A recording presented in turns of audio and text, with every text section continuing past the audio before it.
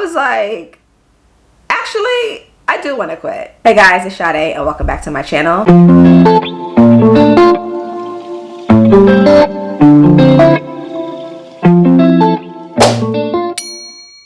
If you watched my last video, you saw that I mentioned I had been being disobedient by not sharing more YouTube talking videos. I tried to do everything else except for this. So today is another act of my obedience, and I pray that my obedience blesses you and also encourages you to be obedient in whatever God is calling you to do. So as a Christian, if you are a new believer or maybe you've been walking with the Lord for a long time, you probably have heard the term God told me or God said. And if you're trying to better discern how to recognize God's voice, continue to watch this video. So in order for me to share how I was able to discern God's voice, I need to go back to when I first got saved. At some point, I had shared this testimony about how God brought me out of social work into the fashion industry. And when I look back at that testimony, it shows how I was able to recognize and to discern God's voice. So I was working in social work. I graduated with my degree from Penn State University. When I graduated, I found a job immediately as a foster care caseworker for New York City. And I did that job for a year. And it was very difficult. I remember the workload just got harder and harder. And it was one day I went to work and it was just overwhelmingly difficult for me. And I remember sitting at my desk just contemplating whether or not I should quit this job. I broke down and I cried and I called my mom and I'm like, Ma, this job is just really difficult for me. I just can't do this. It's just too much. And she was like, well, why don't you just quit? And that was literally what I needed to hear to give me the push to quit.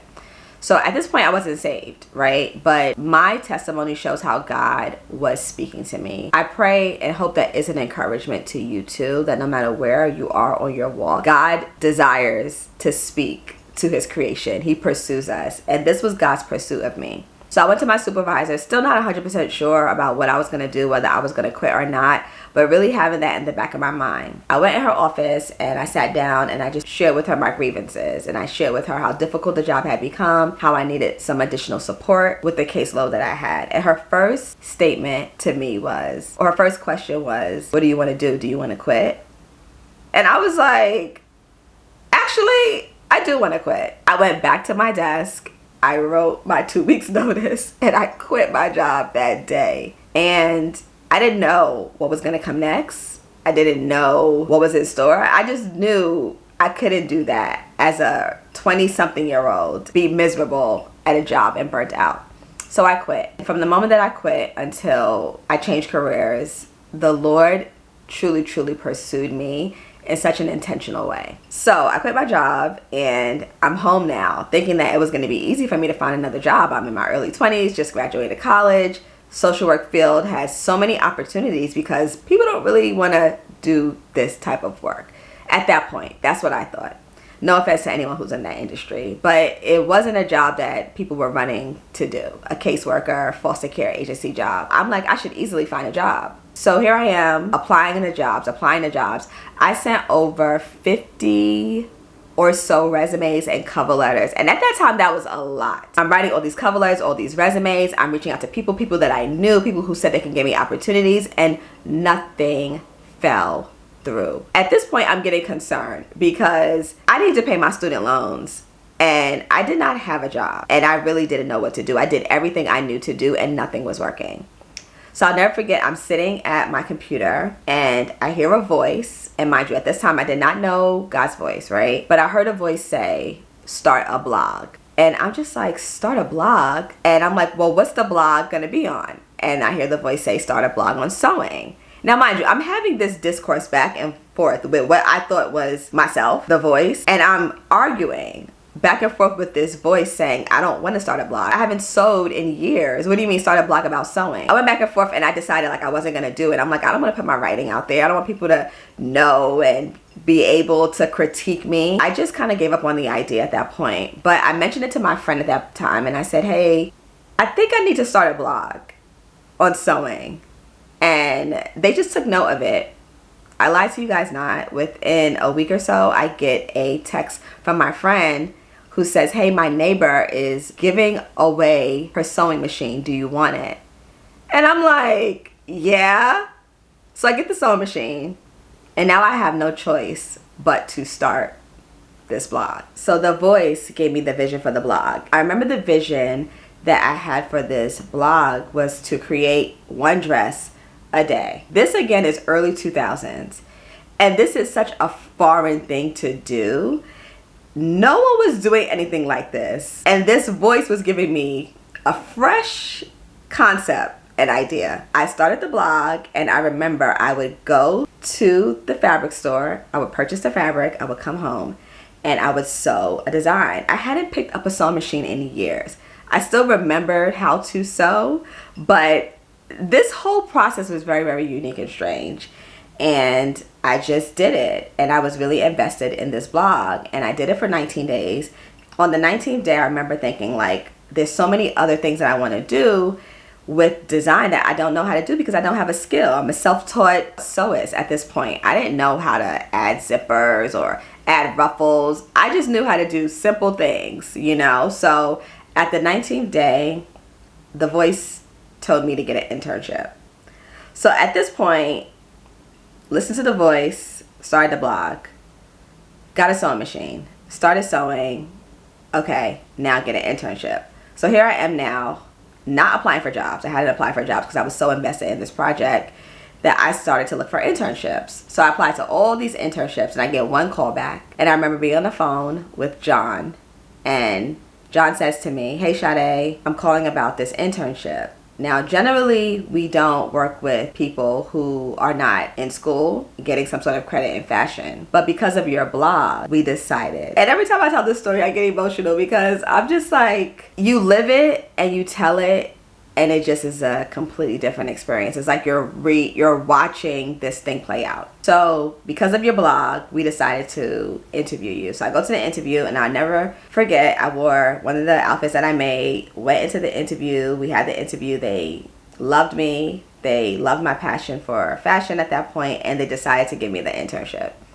When I walked out the doors of that brownstone in Brooklyn, I will never forget, I felt like a realm. Like, even to this day, I can remember that experience. It's such an outer body almost experience, like I was walking into a new realm. That's the only way I can describe it. So during this time, my friend invites me to church. So I go to church with her. She had been inviting me for years. I finally decided to go. I go to church. I just was so inspired by the people that were worshiping God, and they just had this freedom and this, what I felt was a love for God that I wanted, and that drew me into fellowship with the community, which eventually led me to getting saved. So this is all happening around the same time. My career is changing and things are changing. I get saved. Then I'm interning, and now I'm a believer, and I'm sharing the gospel with the people that I'm working with. Just all these various different things were happening. There was a lot of different changes happening at once. I would go to my internship now, and I remember being around all these FIT, Fashion Institute of Technology students, and Parsons students, design students, and here I am, just this social worker who is now interning for free in fashion that's around all these really skilled designers. And what it did is that it sparked it sparked something in me. And then I remember hearing this same voice tell me to apply to FIT. At this point, I was connecting the dots. It was the same voice. It was the voice of God that had told me what to do step by step by step. And I was able to see the thing that was being told actually manifest in the natural. So I applied to FIT, and I remember I had a month to submit my application with my portfolio, sew these designs, and I thought it was the worst portfolio that anyone could ever submit. My friend modeled for me. It was so bad. I wish I could find these images. Like, I just knew that it was bad. And I remember the guy I interned with, it was a little questionable to him as well. But I told him at this point, listen, I don't have another option. I need these loans to go into deferment, and I need to find a way to do something. So there's no plan B. Plan A is that I get into FIT, my loans go on deferment, and I'm able to study. Right? Like, that was the only thing that I knew that I was going to do. So he supported my decision. I applied. I didn't get in. I remember getting the letter, that thin paper, and you know, we haven't accepted you. And I remember I had one tear, literally one teardrop fall. Now knowing that was a piece of God. 2 weeks before the semester started, I'm on my computer at 3 o'clock in the morning for some random reason, I don't know, and I get an email from, I will never forget, Dolores Lombardi from FIT, and it said, hey, hello Sade, we decided to reconsider your application for Fashion Institute of Technology. You will be starting in spring. Here is your student ID number. And I was screaming and bawling and crying at the top of my lungs. It was the same voice giving me instructions, guiding me, telling me what to do step by step, manifesting the very thing that he was showing me. And this was a miracle from God. I called my best friend at that time and I told her what happened. The same one who got the sewing machine from her neighbor that I got to FIT. This is months now after quitting this job, and things were just rolling and rolling and rolling. And to see this, it just was an experience I will never forget. So that was the weekend. That Monday, I went to my internship, and I was just so excited to let them know, like, FIT reconsidered me and I'll be starting in the spring. I had a student ID number. I remember the designer, he went into his room and he came out with a piece of paper. And he said, you know, Sade, after you didn't get into FIT, I have a friend who is a professor there. And I asked him, who could I write a recommendation letter to for Sade on her behalf so that they can reconsider her? And he said he wrote this recommendation letter to everyone that the person shared with him so that they could reconsider my application. And he read the recommendation letter to me. And I just cried. What I want to share with you through this story, the number one way that I was able to hear God's voice was that I stepped out on what I believed and thought that I was hearing. That wasn't coming from me. I took a leap of faith. Once I got saved, I knew that it was God's voice I was connecting. Although the things that I was called to do weren't the easiest, they were strange, they were weird, they were foreign. But I believed that if I took that step, it would lead me to something. Even though I wasn't fully assured of what that thing would be, I had faith enough to hear and to take a step. Trust. And it wasn't 100%, and I didn't really know what, again, the step was going to lead to, but I was assured that it wasn't my voice.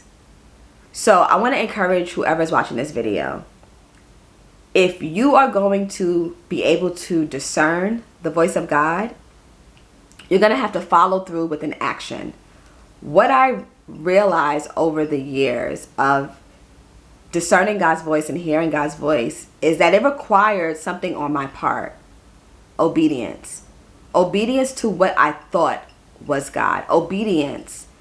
And in obeying the still small voice, I was able to see something happen in the natural that was out of my ability, out of my understanding. It superseded any expectation I could have ever had about anything. And that is what instilled in me a confidence that I could hear God, a confidence that God speaks. It was in the things that I was doing. And the more I stepped out, even in times when I didn't know for sure if it was God or is it me, when I stepped out, each time my confidence got a little more stronger. My confidence got a little more stronger. And I was able to see a divine intervention. Now, that was a beautiful story of the Lord unfolding this vision and this plan and a purpose for my life that I would have never imagined. But there have been times when the Lord has spoken to me and told me to do something, when the end result was not always a comfortable experience, but there was a divine intervention. There were things happening that made me realize that it was God's voice, right? So in order for you to hear God's voice, you're going to need to have faith. Faith is not a feeling. You're not going to always feel that emotion that makes you feel fully assured, right? It's not like, oh, I fully believe. Faith is an action. It's a response, right? It's a response. You know who believes God and what you believe by what you do. That's how you're able to see if you do or you don't have faith. Faith is not a feeling.